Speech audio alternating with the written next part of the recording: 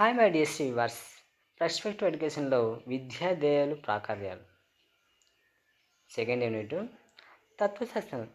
శబ్దశాస్త్రం అనుసరించి ఫిలాసఫీ అనే పదంను ఫిలోస్ and Sophie అనే రెండు గ్రీక్ పదాల నుంచి ఉత్పన్నమైంది. ఫిలోస్ అనగా ప్రేమ, సోఫీ అంటే జ్ఞానం అని అర్థం. ఫిలాసఫీ అంటే సంపూర్ణ జ్ఞానంలో అర్థాన్ని ఇస్తుంది. తత్వశాస్త్రాన్ని ధర్మశాస్త్రం కూడా అంటారు. ఇది సృష్టి రహస్యాన్ని, జీవిత పరమార్థాన్ని నివసిస్తుంది. తత్వశాస్త్రం పరమలక్ష్యం సత్య దర్శనం. భారతీయ తత్వశాస్త్రంలో రెండు ప్రధాన విభాగాలు ఉన్నాయి. ఒకటి ఆస్తికవాదం, అంటే దేవుని ఉనికిని అంగీకరిస్తుంది. నాస్తికవాదం అంటే దేవుని ఉనికిని అంగీకరించదు అనమాట. ఆస్తికవాదంలో 6 విభాగాలు ఉన్నాయి. ఇవి వేద ప్రామాణికాలు. వీటిని సర్జర్స్నాలు అంటారు అని కూడా అంటారు. మీమాంస కర్మకాండం ప్రతిపాదించాలంటే వేదాంతం జ్ఞానకాండం విషయించి ప్రతిపాదించాలన్నమాట. సాంఖ్య, యోగ, న్యాయ, వైశేషికాలు. నాస్తికవాదంలో చార్వాక, జైన, బౌద్ధ తాత్వికవాదంలో మొదలనమాట. ఇది డిగ్రీలో తత్వశాస్త్రంలో ఇవి ఉన్నాయన్నమాట. 50 మీమాంస, వేదాంతం, సాంఖ్య, యోగ. నేను కూడా ఫిలాసఫీ చేశానండి. సో ఆస్తికవాదం, నాస్తికవాదం ఇవన్నీ చదివి కంఠపాఠం చేసేసాను. అంత ఎంత ఇష్టం అంటే అంత భలే మక్కువ ఉండేది మాకు ఫిలాసఫీ అంటే, తత్వశాస్త్రము. సార్ ఫిలాసఫీ సార్ క్లాస్ చెప్తా అంటే అసలు పక్కన పాము పోయినా కానీ అసలు చూడకపోతున్నాం. అంత ఇంట్రెస్ట్గా అంటాడు సార్ చెప్పేది. ఆస్తికవాదం దేవుని ఉనికిని గురించి అంగీకరిస్తుంది. నాస్తికవాదం దేవుని ఉనికిని అంగీకరించాలి అనమాట. మీమాంస కర్మకాండం నుంచి. ఇక్కడ తత్వశాస్త్రానికి ప్రధాన విభాగాలు.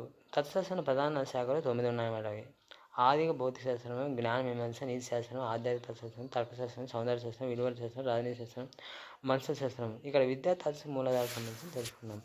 మానవుడు అనాదిగా తన మేధా సంపత్తితో స్వీయాది గురించి ఆడుతూనే ఉన్నాడు. అనాదిగా తన చుట్టూ ఉన్న పద్ధతిని అర్థం చేసుకోవడానికి ప్రయత్నిస్తూ తన అనుకూలమైన వ్యవస్థను నిర్మించుకుంటూ ఎదుర్కొనే సమస్యను పరిష్కరించుటూ జీవనం సాగిస్తున్నాడు. ఈ పనిలో ఒకవైపు మంచి మానవ సమాజంలో, మరోవైపు ఆధ్యాత్మిక విషయాలకు సంబంధించిన జీవిత పరమాత్మకు సంబంధించిన తర్కించుకుంటూ వస్తున్నాడు. ఈ మానవ అన్వేషణకు సంబంధించిన తత్వశాస్త్ర క్రమశిక్షణతో అప్రమత్తత నిశ్చితంగా పరిశీలనతో మానవుడు తన సందేహం సమస్యను కనుగొని పరిష్కరించే అధ్యయనం చెప్పడానికి సమానంగా ఉంటుందన్నమాట. సుప్రసిద్ధ గ్రీక్ తత్వవేత్తల్లో ఈ క్రింది ప్రశ్నలు పొందాలని తత్వశాస్త్రం లక్ష్యం. మన చుట్టూ కనిపించే భౌతిక ప్రపంచం ఏంటి? దీని సృష్టికర్త, దీని సౌందర్యం వహించిన వారెవరు? మానవుడు ఎక్కడ జన్మించారు?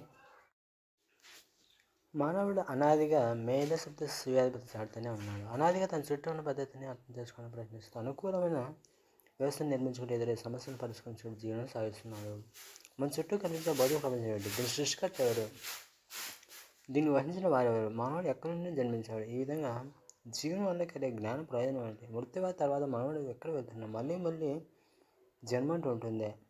జగత్ మిథ్య, బ్రహ్మ పదార్థం ఒకటి, సత్యం అనేది వాదనలో సత్యం ఎంత? అసలు వాస్తవికత అనేది ఎంత? మంచి చెడుల అంతరం ఏంటి? విజ్ఞానం అంటే ఏంటి? సుఖదుఖాలు ఏంటి? అలా వెళ్తుంటే ప్రశ్న అడుగుతుంది అంత అన్నట్లు తోచదు. ఈ ప్రశ్న ప్లేటో కాలం నుంచి ఇక్కడ తత్వశాస్త్రం ప్రధాన విభాగాలకు సంబంధించి తాత్విక మూలాధారాలు. మరి తాత్వశాస్త్ర మూలాధారాలు ఏంటి? నేటి వరకు వేదాంతం యోచించి సరైన జవాబు కనుగొనడానికి ప్రయత్నిస్తున్నారు. కొన్ని విషయాలు వేదాంతం ఏకీభవించిన అనేక విషయాలు కూడా భిన్నాభిప్రాయాలు వ్యక్తం చేశారు. అన్వేషణకు అంతం కానరాదు. సరైన జవాబులతో అందుబాటు కానరాదు. తత్వశాస్త్రానికి విద్యకు ఉన్న సంబంధం ఏంటి? వాస్తవికతకు తెలుపునన్నది విజ్ఞానంతో మంచిది, విలువలను తెలుపునన్నది తత్వం. విద్య ఒక లక్ష్యంతో కూడిన ప్రక్రియ. తత్వంకు విద్యా లక్ష్యంతో పని ఉండదు, పని అవుతుంది. గమ్యం లేని ప్రయాణంలో రూపొందుతుంది. తత్వశాస్త్రం పునాది విద్య వృధా. విద్యలే ప్రభావితం కాంతత్వం, ఇన్స్పిరేటర్ విఘ్నులు అంటారు. విద్య ఒక నాణానికి ఇరుపక్షాలను కూడా ఉంటారు. తత్వ మూలాలు విద్యల్లో పరీక్షించబడతాయి. తత్వ లక్ష్యం లేదా గమ్యం ఏదో విద్య దాన్ని సాధించిన సాధన లేదా స్పెన్సర్స్ ఉద్దేశం నిజమే విద్య. తత్వశాస్త్రం జ్ఞాన పిపాసన గురించి అధ్యయనం చేసే విద్య. జ్ఞానం తరతరా అందించే ప్రయత్నం. భావన పరిశీలించే విద్యను అనువర్తిత తత్వశాస్త్రం కూడా అంటారు. ఆచరణాత్మక పునరుద్ధరణ కాబట్టి విద్యను తత్వశాస్త్ర చైతన్య రూపంగా అని కూడా వ్యవహరిస్తారు.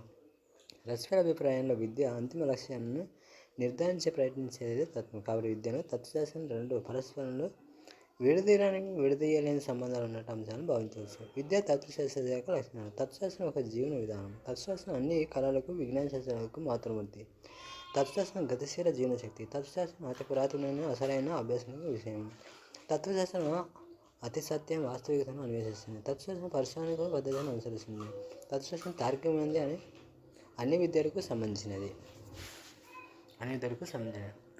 అంటే తత్వశాస్త్రానికి విద్యకు ఉన్న సంబంధం ఏంటప్ప అంటే వాస్తవికతను తెలిపినది, విజ్ఞానం అందించినది, విలువలను తెలిపినది తత్వం అని అన్నారు.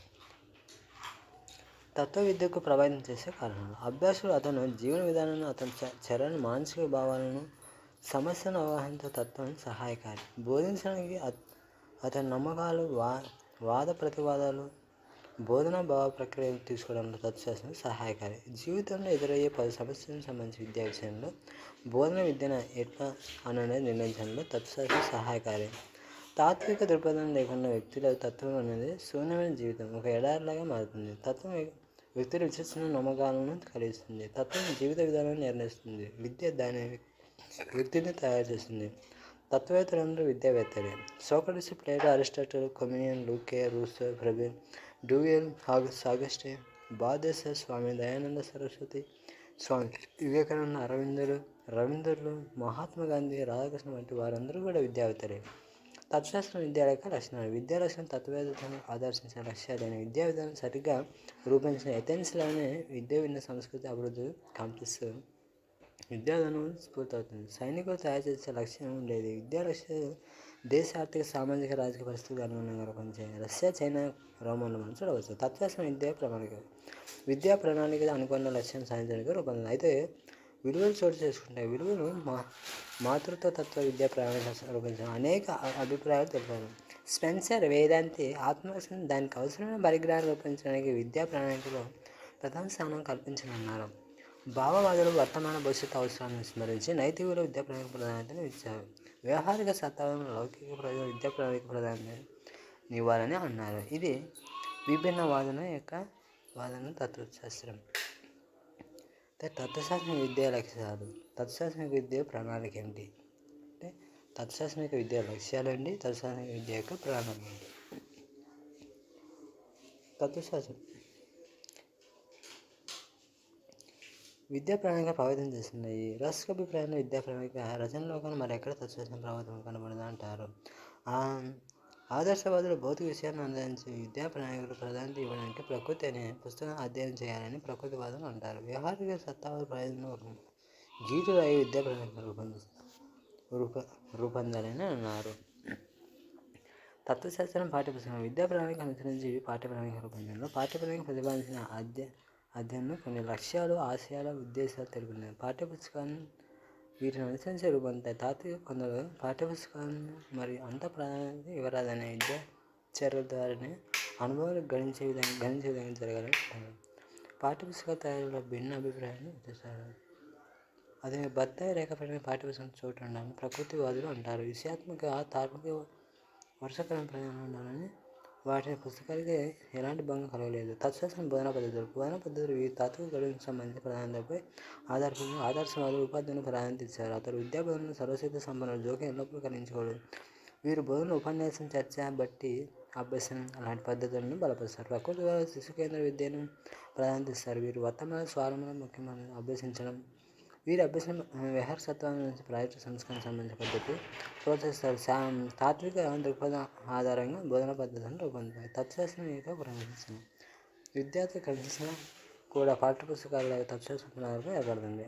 ఈ విషయాన్ని తాత్వికుల మధ్య భిన్న అభిప్రాయాలు ఉన్నాయి. ఆదర్శం ఉపాధ్యాయులు మూర్తిమత్వంగా ఎంత ప్రాముఖ్యత ఇస్తారు. ఉపాధ్యాయుని యొక్క వ్యక్తి ప్రభావం విద్యార్థి తనంతట తానే క్రమశిక్షణగా అలవర్చుకుంటాడు అన్నది వీరి భావన. శిశువు దండించడంపై అంటే ఇక్కడ తత్వశాస్త్రం యొక్క పాఠ్యపుస్తకాలు ఏంటి, తత్వశాస్త్రం యొక్క బోధన పద్ధతులు ఏంటి, అదే తత్వశాస్త్రం యొక్క క్రమశిక్షణ ఏంటి, అంటే తత్వశాస్త్రంలో మనకు ఉపయోగం ఏంటి, దానివల్ల మనకు ప్రయోజనం ఏంటి ఇందులో తెలపడం జరిగింది.